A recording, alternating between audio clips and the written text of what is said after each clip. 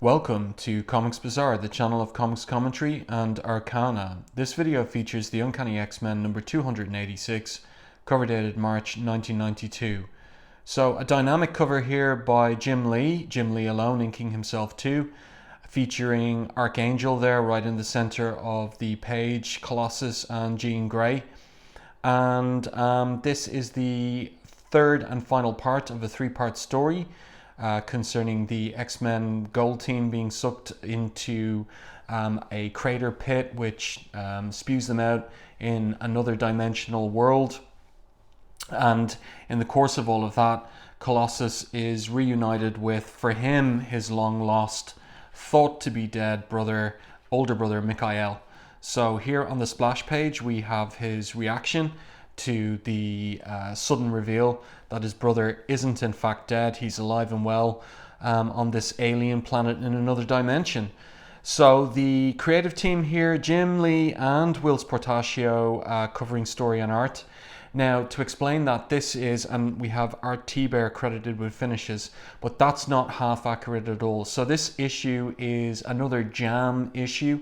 And you have pages which are penciled by Jim Lee, other pages penciled by Portacio and finished by Thibert, but there's a two-page spread, an excellent one that is penciled by Portacio and inked by Scott Williams. So we just don't have a full accounting here of the artists responsible and what pages they're working on, because it's a little bit like Uncanny X-Men 267, that jam issue featuring D.H. Storm and Gambit, where everybody in Image Studios was pulling all-nighters and passing pages around amongst them, and that's kind of what we've got going on here. But some of these pages I'll pause over and I'll tell you who's responsible for them.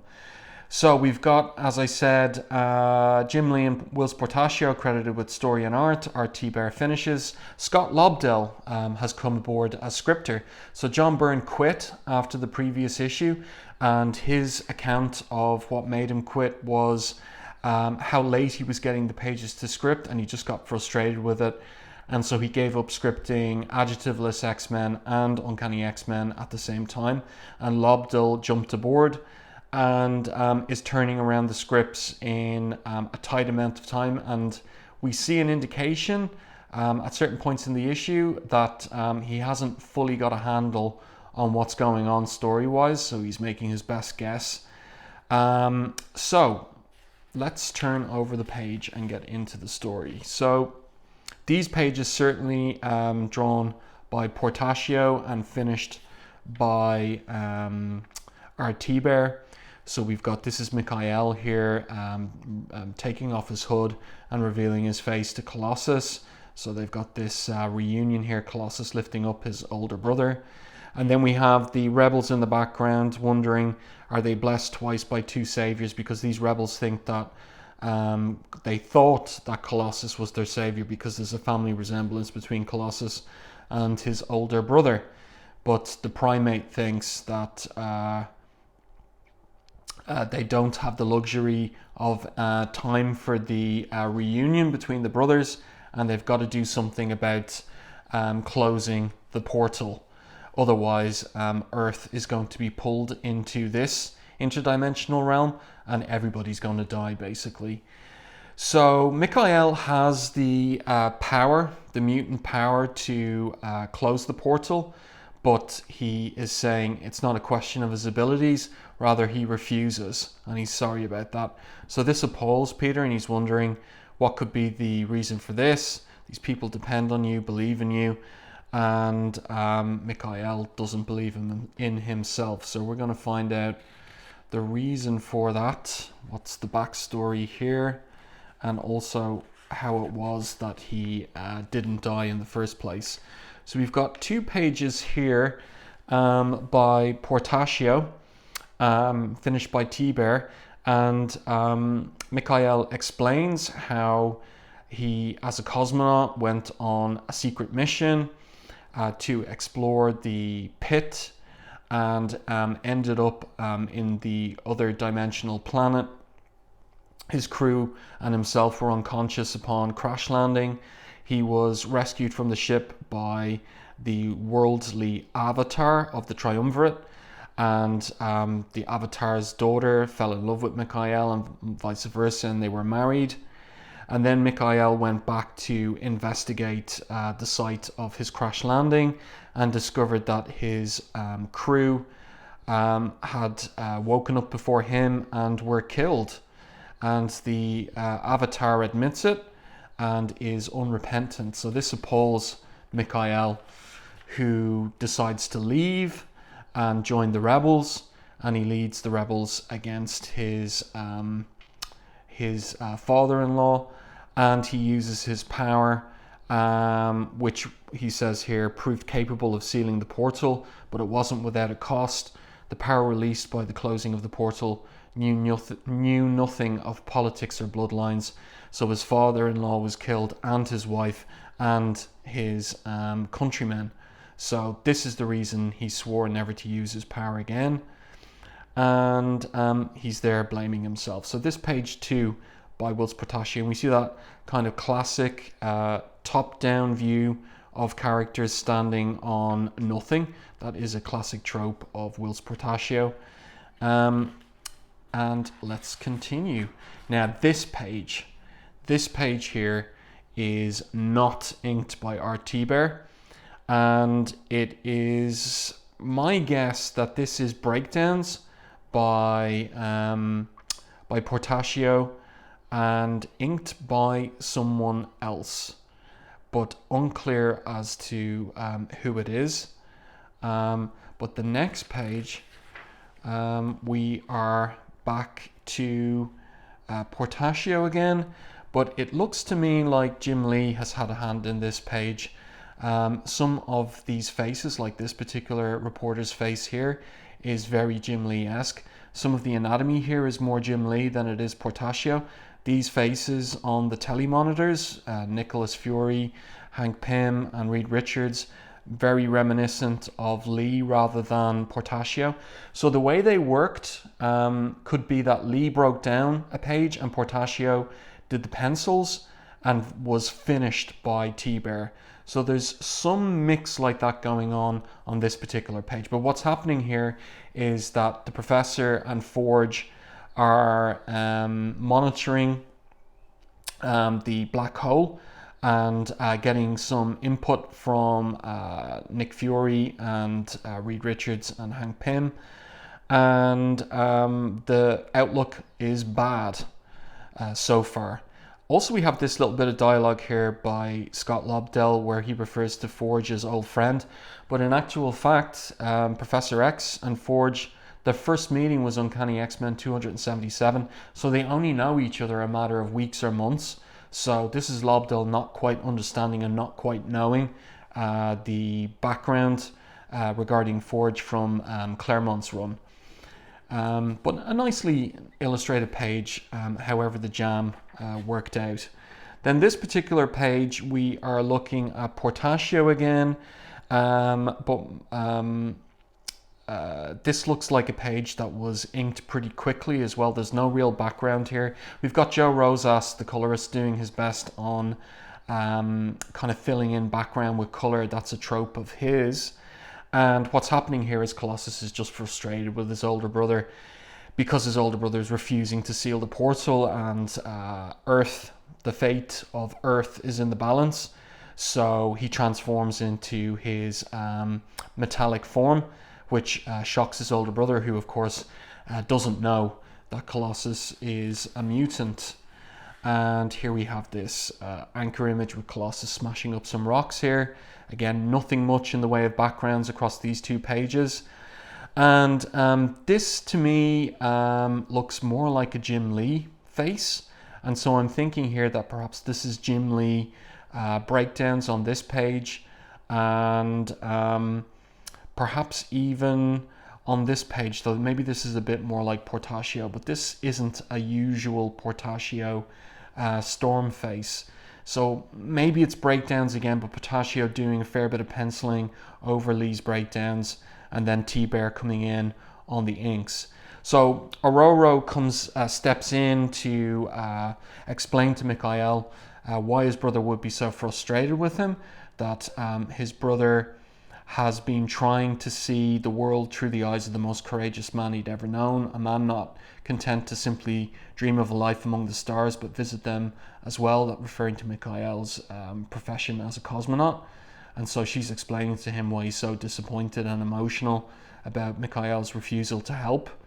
And Mikhail storms off now at this point, leaving Storm and Jean behind to wonder what's going to happen next. And then we get to this beautiful double page half splash of Archangel in action against this posse comitatus, the personal bodyguard of the worldly avatar of the Triumvirate. And this particular page, I found the original art for the 2-page spread, and the artist is Portacio, but the inker is Scott Williams.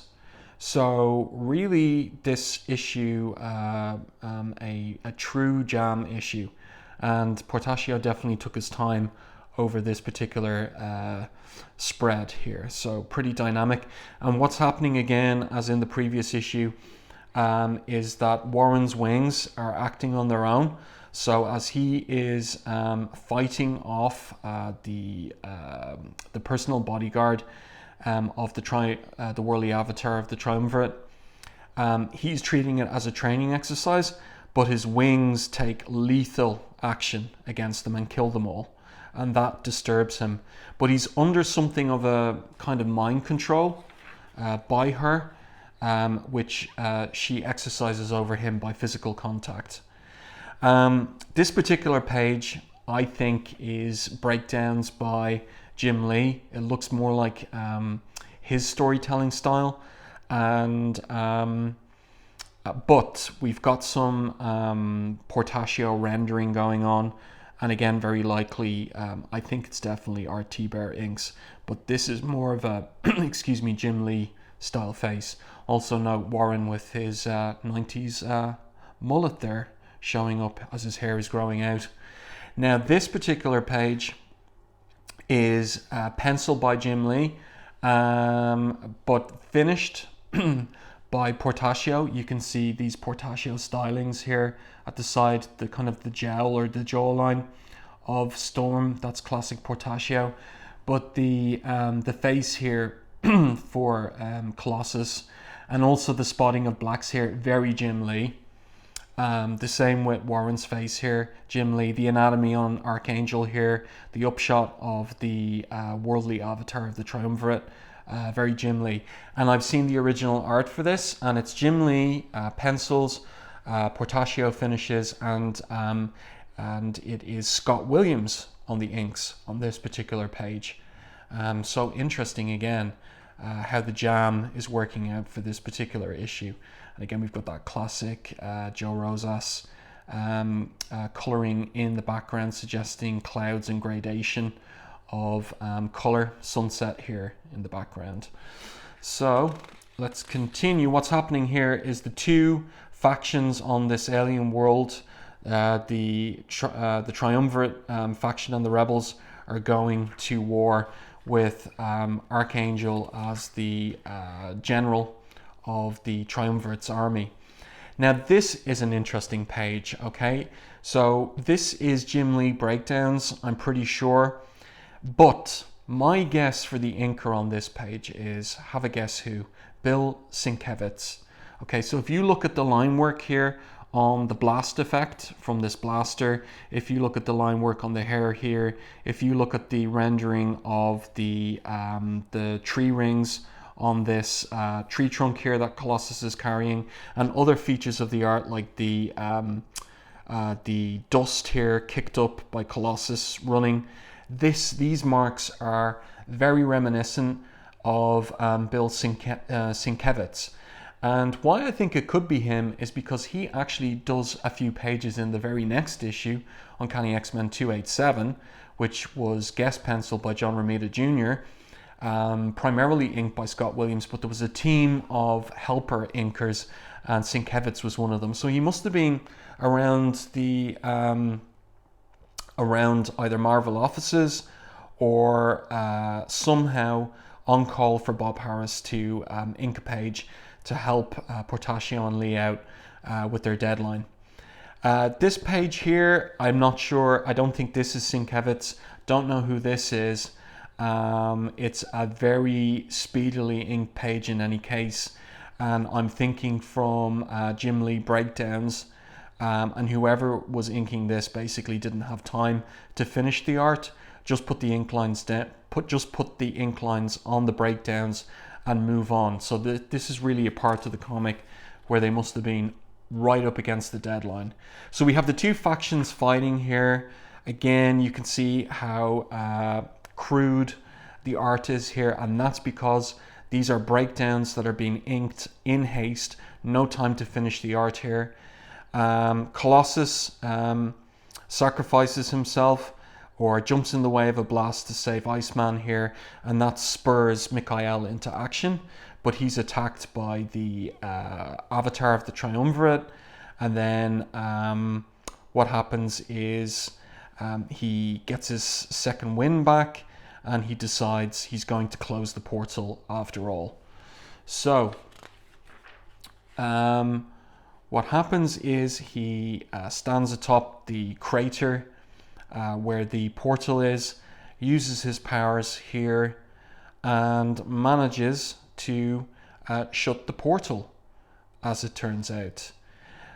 This particular page, this is a complete jam. I can see Portacio stylings here with the poses, but I also see a little bit of Jim Lee going on here as well. So this is quite the mix on this page of the different art styles.